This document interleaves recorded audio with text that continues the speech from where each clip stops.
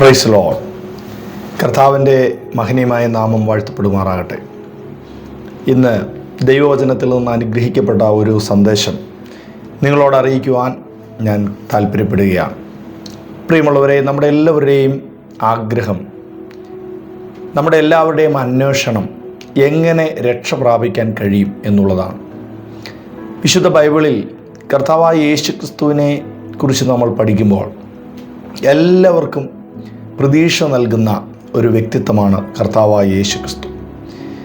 ഒരു മനുഷ്യൻ ഒരിക്കൽ ചോദിച്ചു, രക്ഷ പ്രാപിപ്പാൻ ഞങ്ങൾ എന്ത് ചെയ്യണം?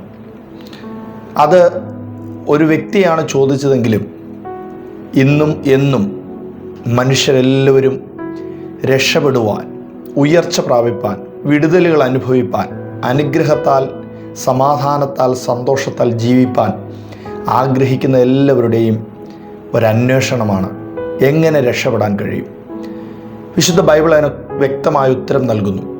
അപ്പോസ്തല പ്രവൃത്തി 16-ാം അധ്യായം അതിൻ്റെ 30-31 വാക്യത്തിൽ ഇപ്രകാരം വായിക്കുന്നു: കർത്താവായ യേശുക്രിസ്തുവിൽ വിശ്വസിക്കാം, എന്നാൽ നീയും നിൻ്റെ കുടുംബവും രക്ഷ പ്രാപിക്കും.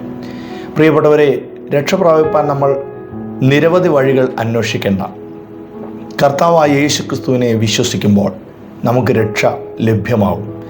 സർവശക്തനായ ദൈവം മനുഷ്യർക്കൊരുക്കിയിരിക്കുന്ന രക്ഷ അത് യേശുവിലുള്ള വിശ്വാസത്താൽ നമുക്ക് ലഭ്യമാകും. യേശുവിൽ വിശ്വസിക്കുമ്പോൾ നമുക്ക് ലഭിക്കുന്ന രക്ഷ എന്താണ്? അതിന് പ്രധാനമായും ഞാൻ 4 കാര്യങ്ങൾ പറയാൻ ആഗ്രഹിക്കുന്നു. 1, നമ്മൾ ഓരോരുത്തരും വ്യക്തിപരമായി രക്ഷപ്പെടും. 2, നമ്മുടെ കുടുംബങ്ങൾക്ക് യേശുവിലൂടെ രക്ഷ ലഭിക്കും. ശാരീരികവും മാനസികവും ആത്മീയവുമാകുന്ന സമ്പൂർണ്ണ രക്ഷ പ്രാപിപ്പാൻ കർത്താവായ യേശുക്രിസ്തുവിൽ വിശ്വസിക്കുകയാണ് ഒരു മനുഷ്യൻ ചെയ്യേണ്ടത്.